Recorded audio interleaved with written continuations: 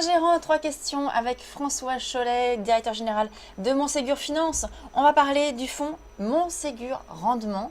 Alors, on va présenter nous tout d'abord ce fonds, donc sur les valeurs de rendement. Alors c'est un fonds qui a été créé sur un processus de gestion très particulier puisqu'on recherche en réalité des entreprises avec beaucoup de visibilité, un métier assez, je dirais, peu gourmand en investissement, c'est-à-dire que c'est plutôt des niches matures, et derrière, un retour de rémunération aux actionnaires important, que ce soit par le biais des dividendes, mais également par le biais des rachats d'actions qui sont à la mode en ce moment, notamment du fait d'une fiscalité un peu confiscatoire pour les dirigeants d'entreprises et de PME qui se verseraient des dividendes.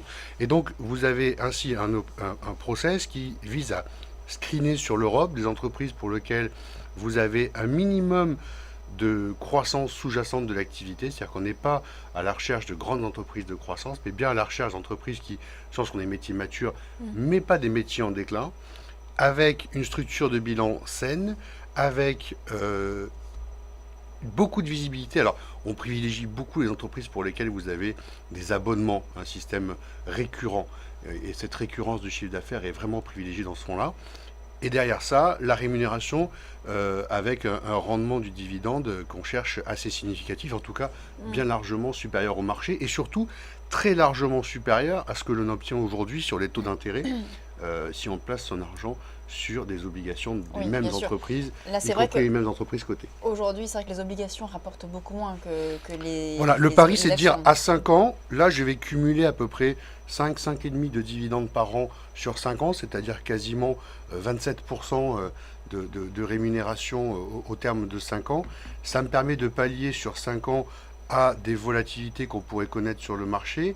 Et face à ça, de faire beaucoup mieux que si j'achetais les obligations des mêmes entreprises, finalement avec un risque qui n'est pas le même, mais qui est quand même un peu parallèle, qui, elle, serait sur une rémunération aujourd'hui autour de 2-2,5% à 5 ans pour les meilleures d'entre elles, parce que lorsque vous avez des entreprises de qualité aujourd'hui, leur dette ne rémunère que très très peu. Alors vous avez dit donc ces valeurs, des métiers matures, des bilans sains, de la bonne visibilité. Comment est-ce que vous allez sélectionner ces valeurs? Sur quels critères précisément? Alors, les critères sont assez, on va dire, quantitatifs dans un premier temps, ce qui nous permet d'ailleurs d'élargir le spectre de ces investissements-là à l'Europe tout entière en essayant parfois de dénicher quelques niches.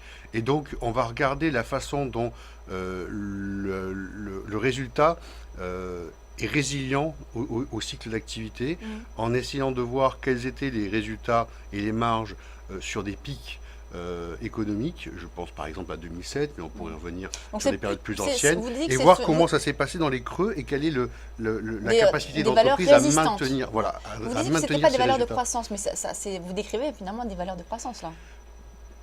Alors, le problème des valeurs de croissance, c'est que généralement, pour générer de la croissance, vous consommez beaucoup de capital parce que vous avez besoin de vous développer, vous avez à financer un BFR important, et donc ça ne correspond pas vraiment à ce métier-là. Nous, on cherche des entreprises sur lesquelles le niveau de croissance existe, mais est assez bas, et lié plutôt, je dirais, à une croissance organique, naturelle de la société, avec des barrières à l'entrée, plutôt qu'à une politique de développement effréné qui est très consommatrice de ressources, parce que nous, on souhaite que ce sont des entreprises qui soient dans des phases de restitution de ces ressources aux actionnaires. Donc on est dans une phase un peu différente. On a un autre fonds qui s'appelle le Montségur Croissance, pour le coup, qui lui va chercher des entreprises où il y a tous les ans, quoi qu'il arrive, des croissances à 2 chiffres du résultat. Et là, c'est encore un autre process de gestion. Et souvent, ce sont des valeurs de grande qualité, souvent très chères. Rendement, on est plutôt dans un schéma où on va chercher des entreprises qui sont arrivées à maturité de cette croissance et qui, cette fois-ci, n'ayant plus besoin d'investir beaucoup pour maintenir leur activité, cette petite croissance d'activité, eh bien, sont capables de redistribuer une partie de ces résultats aux actionnaires. Alors d'un point de vue sectoriel, on voit que vous avez beaucoup de valeurs au sein de secteurs notamment comme les biens et services industriels, les assurances ou encore les médias. Expliquez-nous un petit peu cette répartition. Dans les médias, vous trouvez par exemple Vivendi, qui est un cas un peu particulier aujourd'hui, puisque c'est une entreprise qui est en train de revoir complètement son portefeuille d'activité et qui, ayant cédé la plupart de ces activités historiques du secteur des télécoms se retrouvent maintenant assis sur une montagne de liquidités dont une partie va être rendue aux actionnaires. C'est un call d'une valeur qui est d'ailleurs un petit peu en retard, ça vaut 20-21 euros au moment où l'on parle. C'est d'ailleurs des niveaux sur lesquels M. Bolloré s'est récemment renforcé, puisqu'il a pris je dirais c'est le premier actionnaire privé maintenant de cette entreprise, et puis il en a pris les rênes stratégiques.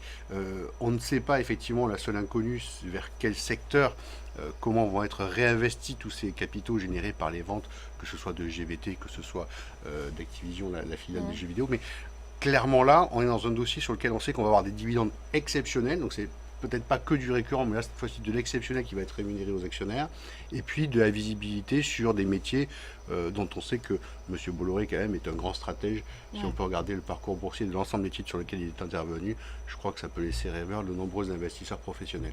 Vivendi, c'est votre principale ligne? Non, c'est pas une principale ligne, mais c'était une conviction du moment pour le coup, puisque, qui plus est, elle accuse un certain retard. Non, dans les secteurs que l'on a et qui nous paraissent tout à fait intéressants, il y a des métiers récurrents comme par exemple Vinci. Ça c'est pour le coup la première ligne du fonds. Vinci, qui est un opérateur à la fois de concessions autoroutières mais également de parking, tout le monde le connaît sur ces aspects-là. Là encore, vous avez des flux extrêmement récurrents. Il y a eu un petit tassement du trafic autoroutier, mais ça c'est quelque chose qui est en train d'être derrière nous. Et aujourd'hui, on a un titre qui a eu un parcours là aussi de rattrapage boursier significatif. Encore une fois, on a des métiers de niche, des métiers de concession, ça c'est vrai qu'on aime bien, des métiers par abonnement. Tous ces métiers-là sont des métiers que l'on scrute assez particulièrement. Vous avez des concessions qui sont parfois un peu originales, hein. Je pense souvent aux opérateurs satellites, Eutelsat ou SES Global, qui sont les deux opérateurs satellites européens qui ont des concessions dans l'espace pour positionner leurs satellites et puis permettre ainsi de transmettre des données, que ce soit des données vidéo, que ce soit des données informatiques ou des données de télécom. Là aussi, vous avez des métiers où les ventes de ces capacités satellitaires sont faites sur très longue période. C'est des contrats à 20-30 ans, avec des satellites qui sont là aussi exploités sur de très longues périodes, des marges qui sont à peu près astronomiques. Le nom est bien choisi, puisqu'on est à peu près à 75% de marge opérationnelle sur ces métiers-là. Bref, ça laisse rêveur tous les investisseurs. Une génération de cash très importante, un retour aux actionnaires avec un dividende qui est significatif, puisqu'on doit être autour de 3,5 ou 4%, mais surtout vous avez en plus des politiques, des plans de rachat d'actions qui viennent renforcer la part que vous détenez de l'entreprise année après année, et qui sont là aussi une forme de rémunération déguisée.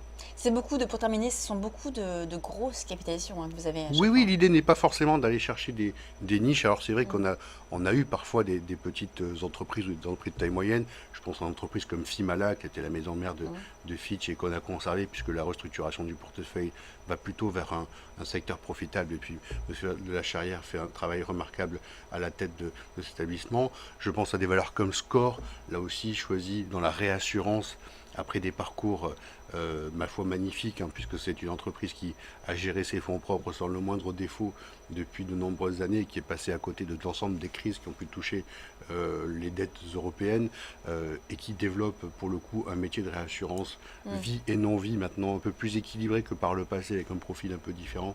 Un titre qui est souvent un peu oublié dans les valorisations, mais qu'on peut conserver aujourd'hui à l'achat après des publications importantes et un changement d'ailleurs d'actionnaire récent.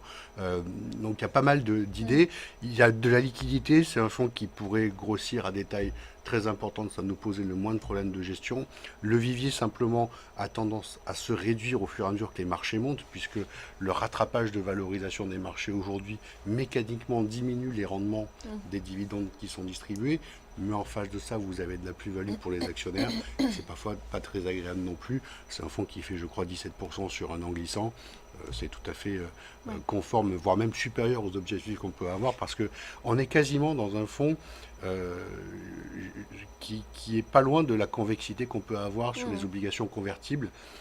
Vous avez beaucoup de fonds convertibles aujourd'hui qui ont une convexité à peu près à 50%, delta sur les marchés de 50%. Celui-ci est plutôt proche de 70-75%.